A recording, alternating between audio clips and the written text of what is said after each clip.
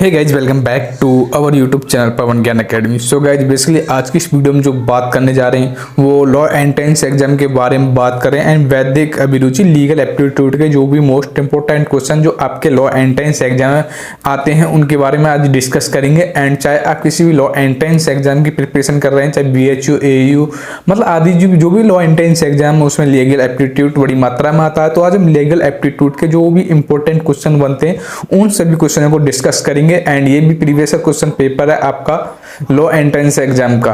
तो इसमें क्या होता है कि जो भी स्टूडेंट ने ये लॉ एंट्रेंस एग्जाम दिया था उसने पहले ही टिक लगा रखे हैं, तो इसमें ये नहीं समझा कि मतलब ये पहले हमने लगा रखे हैं। तो इसमें हम रिवाइज करेंगे कि कौन कौन से इंपॉर्टेंट क्वेश्चन। बेसिकली होता है क्या कि कुछ क्वेश्चन आपकी जो भी लॉ एंट्रेंस एग्जाम है वो जो लास्ट ईयर क्वेश्चन पेपर होते हैं वहां से रिपीटेड होते हैं। तो विदाउट वेस्टेड टाइम एक आपको आइडिया हो जाएगी कि आप किस टाइप के क्वेश्चन आते हैं एंड आपको मतलब प्रैक्टिस हो जाएगी। तो वीडियो स्टार्ट करने से पहले अगर आप लोग इस चैनल पर नए हैं तो सबसे पहले आप लोगों को हमारे YouTube channel Pawan Gyan academy को सब्सक्राइब कर लेना होगा, जिससे कि आपको और भी लॉ रिलेटेड या LLB entrance exam related videos की नोटिफिकेशन टाइम टू टाइम मिलती रही। तो दोस्तों विदाउट वेस्टेड टाइम आज की इस वीडियो को स्टार्ट करते हैं।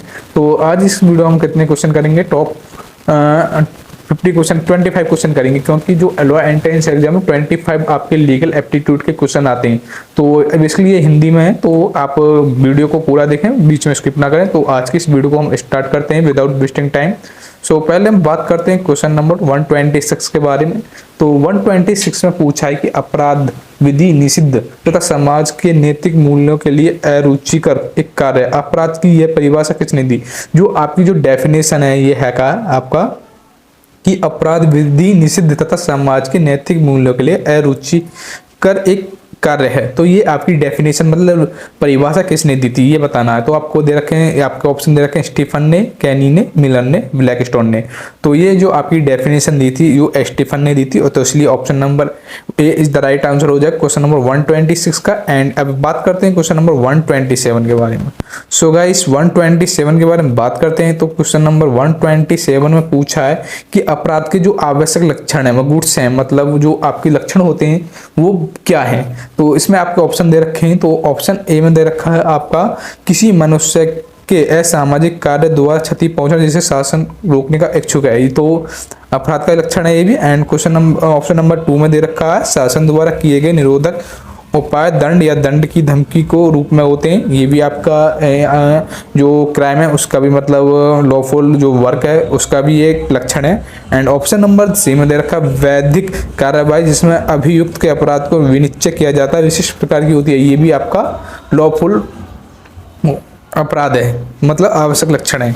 तो उपयुक्त तीनों ही ऑप्शन सही है। तो option number D is the all of this is the right answer हो जाएगा। एंड अब बात करते हैं क्वेश्चन नंबर 128 के बारे में। सो गाइस क्वेश्चन नंबर 128 के बारे में बात करते हैं। तो उसमें पूछा है ये प्रारंभिक अपराध है।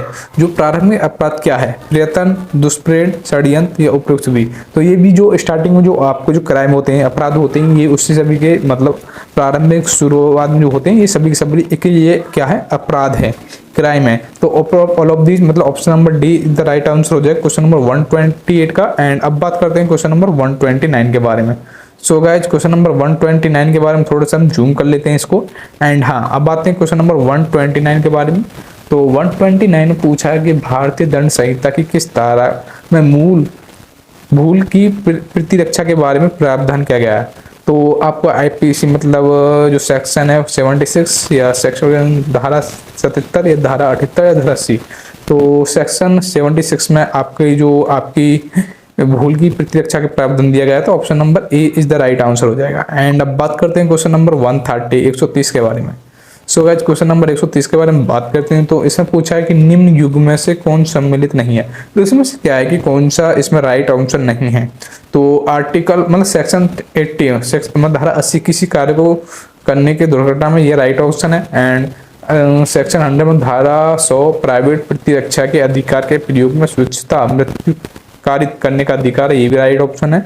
एंड ऑप्शन सी में देखा धारा 159 दंगा, ये भी राइट है। धारा 299 नहीं, ये तो गलत है। तो option number D is the right answer हो जाएगा। ये आपका सम्मिलित मतलब सही मिलान नहीं है। एंड अब बात करते हैं क्वेश्चन नंबर 131 की। क्वेश्चन नंबर 131 के बारे में बात करते हैं अब। तो क्वेश्चन नंबर 131 के बारे में बात करते हैं डियर स्टूडेंट। तो इसमें पूछा है कि भारतीय दंड संहिता के अधीन दुष्प्रेरण का अपराध किन रीतियों सिक्कियों से किया जा सकता है?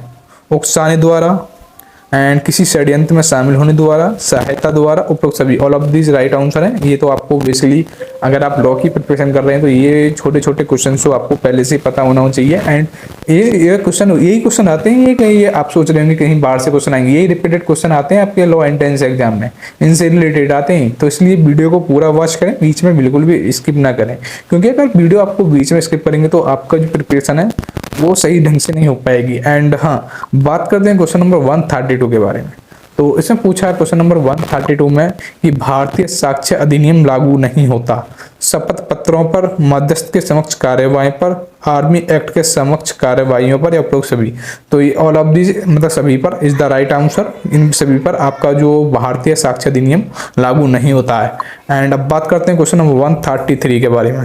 तो थोड़ा सा इसको जूम कर लेते हैं एंड जूम आउट कर लेते हैं। तो क्वेश्चन नंबर 133 के बारे में बात करेंगे।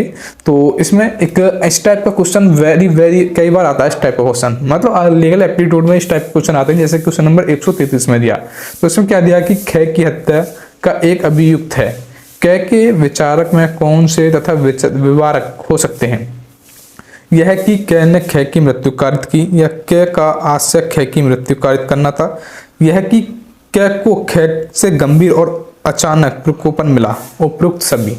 तो ये मतलब सही ऑप्शन है, राइट ऑप्शन है।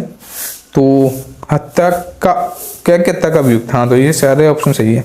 एंड अब बात करते हैं 134 के बारे में। सो गाइस, क्वेश्चन नंबर 134 के बारे में बात करते हैं अब। तो इसमें पूछा है कि भारतीय साक्ष्य अधिनियम 1832 की कौन सी धारा रेस जेस्टे के बारे में प्रावधान करती है? तो धारा 5, धारा 6, धारा 7, धारा 8। तो धारा 6 आपकी जो है आपकी रेस जेस्टे के बारे में प्रावधान करती है। एंड अब बात करते हैं क्वेश्चन नंबर 135 के बारे में। सो गाइज, अब बात करते हैं क्वेश्चन नंबर 135 के बारे में। तो इसमें पूछा है कि भारतीय साक्ष्य अधिनियम की किस धारा में स्वीकृति की परिभाषा दी गई है? तो आप जो स्वीकृति की जो डेफिनेशन दी गई है वो आपको सेक्शन 70 में धारा 17 में दी गई है। तो इसलिए option number C is the right answer हो जाएगा। एंड अब बात करते हैं क्वेश्चन नंबर 136 के बारे में। सो गाइज, क्वेश्चन नंबर 136 के बारे में बात करते हैं।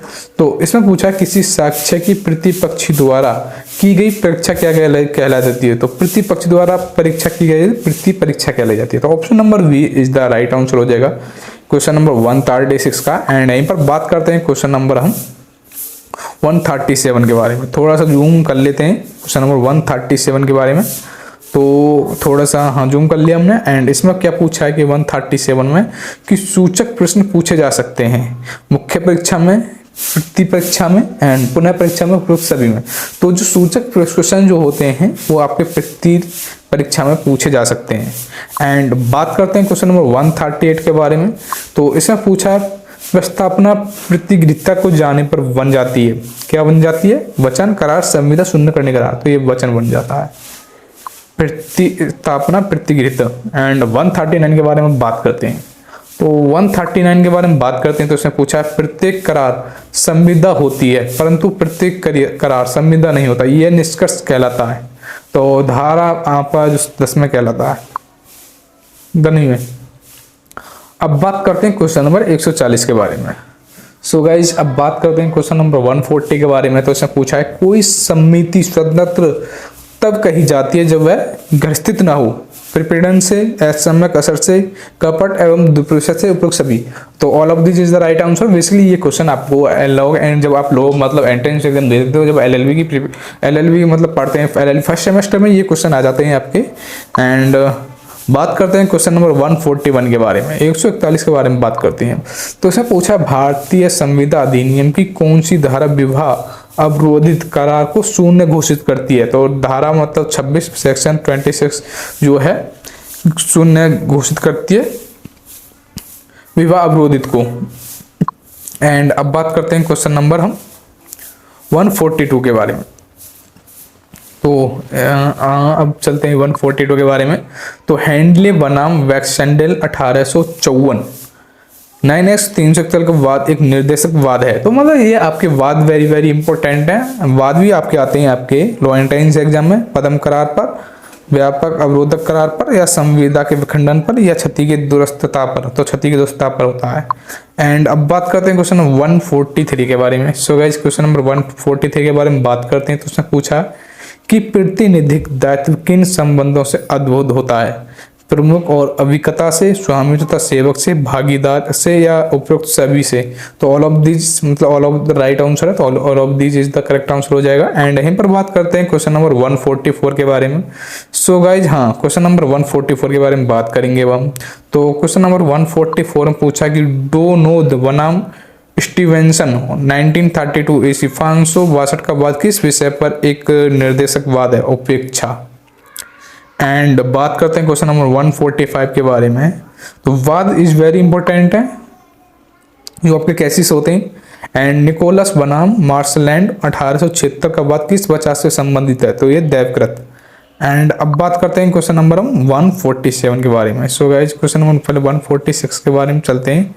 हाँ, तो क्वेश्चन नंबर 146 में पूछा है हमें, हाँ, भारतीय संविधान की मुख्य विशेषता है प्रस्तुत स्वतंत्र लोकतंत्र पक्ष निरपेक्ष समाजवादी गणतंत्र बनाई। ये भी है नम्रता तथा अनम्रता का अनोखा मिश्रण या केंद्रमुखी संविधान या ऑल ऑफ दिस। तो all of this right answer हो जाएगा ये सभी। एंड यहीं पर बात करते हैं 147 के बारे में। सो गाइज 147 में पूछा है हमें कि भारतीय संविधान के किस भाग में मूल अधिकारों के बारे में प्रावधान किया गया? तो पार्ट 3 में आपका मूल अधिकारों का वर्णन किया गया है। एंड यहीं पर बात करते हैं क्वेश्चन नंबर 148 के बारे में। तो 148 में पूछा भारतीय संविधान का अनुच्छेद 20 अभियुक्त को कौन सा संरक्षण प्रदान करता है? उपरोक्त सभी मत कानून तो विधियों का संरक्षण, दोहरे दंड का संरक्षण, आत्म अभिषण का संरक्षण। एंड यहीं पर बात करते हैं 149 के बारे में। तो थोड़ा सा 149 कटा हुआ क्वेश्चन है, तो यही तो आपके 50 क्वेश्चन थे। अगर आपको इसकी PDF चाहिए तो आप हमारे व्हाट्सएप नंबर 16398 एंड 304022 पर मैसेज करके ले सकते हैं।